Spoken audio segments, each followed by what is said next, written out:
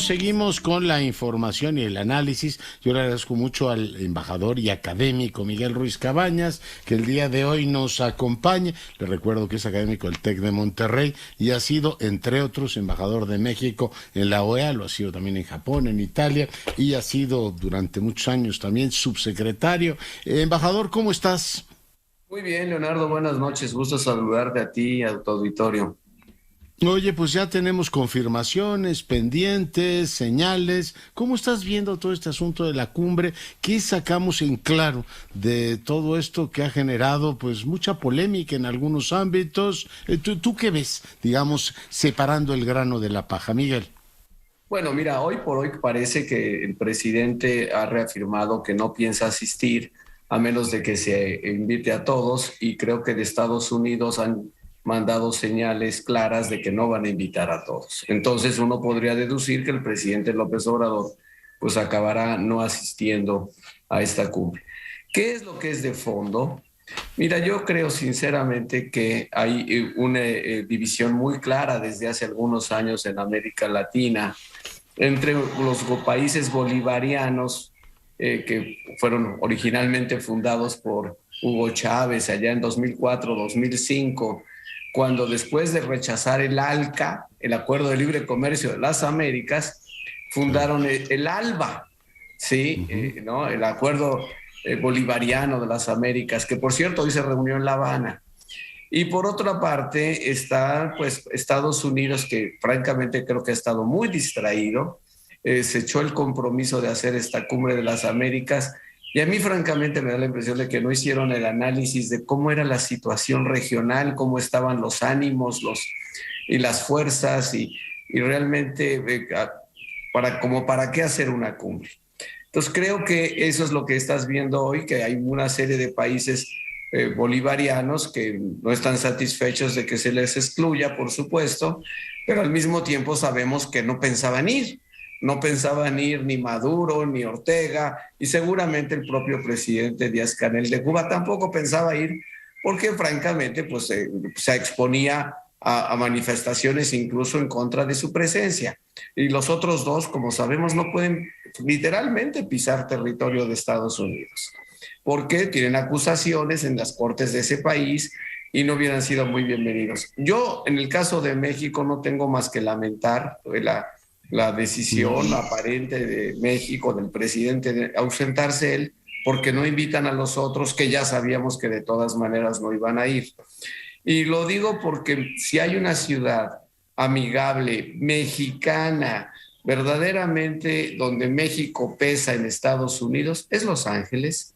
Creo que el hecho de que el gobierno de Biden haya decidido que fuera en Los Ángeles, en California, en sí mismo era una buena señal para México.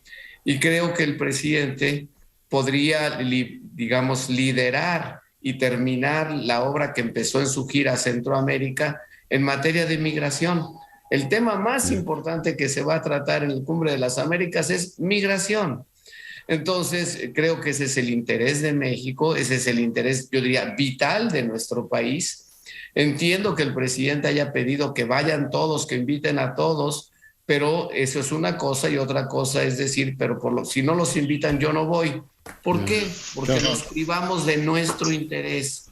Y tengo la impresión de que si el presidente fuera a Los Ángeles, la verdad sería no solo bien recibido, se convertiría pues en el campeón de todos los mexicanos en Estados Unidos, porque ir a hablar a Los Ángeles con Biden en un foro así y reafirmar el valor que tienen los mexicanos en Estados Unidos, pues es una oportunidad realmente que se presenta pocas veces. Claro, no, y que no la ha tenido, ¿no? Cuando fue a Nueva York, o las dos veces que ha ido a Washington, no lo ha tenido, pero además Los Ángeles es la ciudad de los mexicanos. Oye, el presidente ha usado varios elementos. Primero había confirmado que sí iba, y después apareció este tema de la inclusión. Ha planteado temas desde los principios constitucionales, hoy los volvió a citar. Dijo que Fernández podía ir, que de hecho va a ir, pero que él no podía porque los principios constitucionales le restringían la la conducción de la política exterior, lo cual me sigue sorprendiendo, que tendrá que ver eso con la cumbre. Y luego está el tema de la propuesta de una Unión Europea o inspirarse en la Unión Europea como un elemento, digamos, constructor de nuevas instituciones, y vuelve a descargar metralla sobre el sistema interamericano, o sea, el sistema de cumbres, y de paso se lleva de corbata a la OEA, a la que vuelve a llamar institución lacaya, y regresa sobre el tema medieval. O sea, para no ir es como muchas broncas abiertas, muchos frentes conceptuales abiertos, Miguel. Mira, mi impresión es que el presidente, francamente, no conoce toda la historia de la OEA. Digamos, esa narrativa de que es una institución lacayuna, pues fue en buena medida desarrollada después de que en una decisión ilegal se excluyó a Cuba en 1962. Y desde entonces se ha vuelto el mantra pues de Cuba y ahora de Venezuela y Nicaragua. Ahora de México. Y ahora de México y de otros, o sea, que han abandonado incluso, acuérdate, Venezuela y Nicaragua, Venezuela ya se salió de la OEA, Nicaragua ya anunció que se va a salir de la OEA, tarda 2 años en surtir efectos la decisión. Pero hay que recordar aquí una cosa que pocas veces se recuerda. En 2009, la Asamblea General de la OEA levantó cualquier objeción para que Cuba reingresara a la OEA. Y Cuba nunca quiso hacerlo. Y no quiso hacerlo porque tendría que someterse a estándares que obviamente no cumple y que en el fondo es la razón por la cual Venezuela y Nicaragua también se van. No quieren ninguna mirada externa sobre la situación de los derechos humanos dentro de sus países. No hay ninguna apertura real a la mirada externa, sea de la OEA o sea de cualquier otra entidad. Cuando fue la señora Bachelet a Venezuela, estuvo muy bien, les mandó un informe y a partir de eso el gobierno de Venezuela no quiere saber mucho de ese tema. Entonces, ese es el tema de fondo. Yo creo que el presidente no conoce pues todo lo que hace el sistema interamericano en su conjunto.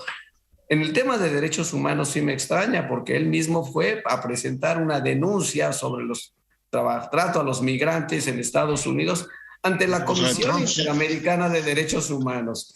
Entonces, la Comisión, la Corte, son instituciones muy prestigiadas, no solo en América Latina, y hay que recordar, son creaciones de los latinoamericanos, no de Estados Unidos, de los latinoamericanos, pobladas por los latinoamericanos y con prestigio en el mundo. Entonces, lamento que el presidente tenga su opinión, no la comparto. Creo que hay muchas instituciones interamericanas que verdaderamente han sido fundamentales para muchas cosas. Déjame darte un último ejemplo, porque este es de esta administración. Cuando fue la masacre en El Paso hace 2 años, en 2019, pues de un supremacista blanco contra mexicanos, el órgano que respondió en total condena y solidaridad a México fue el Consejo Permanente de la OEA. Eso en 2019. De inmediato hubo esa respuesta. Entonces yo no creo que se le pueda decir que es una organización lacaya a una organización que tiene esa capacidad de respuesta. Y el tema medieval. Finalmente preguntarte, bueno, está el plano, lo decías hace un momento, el presidente en Los Ángeles, la oportunidad de hablarle a la diáspora, a los mexicanos que viven, las mexicanas que viven allá, pero en el plano bilateral, a Bolsonaro finalmente, no sé cómo, lo logran reorientar y le ofrecen no solamente que esté ahí, sino una bilateral con Biden. Va Boric, va Fernández, o sea, finalmente nos quedamos con un Yamatei que está haciendo un berrinche por otro tema, ya dice ahora que Estados Unidos lo quiere derrocar porque se metió con el tema de su fiscal, y nos quedamos con la solidaridad ya muy frecuente en estos tiempos de Bolivia. Por supuesto, queda una parte del Caribe que se ha solidarizado más con Cuba que con nosotros, pero no perdemos mucho en el plano de lo que es la presencia mexicana en Estados Unidos, diciendo, a ver, se reúnen todos con el coloso del norte y nosotros quedamos excluidos, Miguel. Mira, lamentablemente yo creo que sí. Yo creo que, o sea, hay reuniones que sí son de jefe de Estado, de jefe de gobierno. Por supuesto, el canciller Marcelo Ebrard estará ahí y cubrirá la reunión, pero el diálogo del presidente de México con esos presidentes, con Biden, todos hablando del tema de migración, pues sí, yo creo que México pierde un espacio que legítimamente le pertenece, como yo diría un papel histórico de México, hacer de muchas veces al país que une al norte con Centro y Sudamérica es México, hasta geográficamente. Entonces, creo que esa oportunidad se pierde. Habrá otras, esto no es el fin digamos, de la diplomacia interamericana, habrá muchas otras, pero esta sí, era y es importante por un tema que es el centro de la vida nacional, así hay que asumirlo, que se llama migración, y la migración y la presencia de mexicanos en Estados Unidos. Esa voz solamente la puede tener el presidente de la República. Claro. Oye, las repúblicas no se enojan, pero supongo que sí les duele, ¿no? Que te desairen, oye, organizo mi cumbre y al final me dices que no vienes. Pues sí, porque pues, además sorprende. Estas decisiones no son casuales. No, Estados Unidos podría haber hecho perfectamente otra vez la cumbre en Miami, dominada, digamos, con gran presencia cubana y venezolana y de algunos otros países del Caribe. Claro.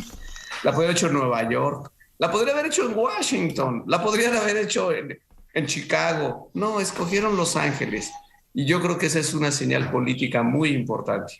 Espero que esto desde luego no afecte pues la cumbre de América del Norte que se supone se va a celebrar aquí a fin de año, o precisamente la conmemoración de los 200 años entre México y Estados Unidos. Pues, doctor, embajador, doctor, te agradezco muchísimo que hayas estado esta noche con nosotros. Al contrario, Leonardo, muchas gracias. Buenas noches. Miguel Ruiz Cabañas, para fortuna nuestra.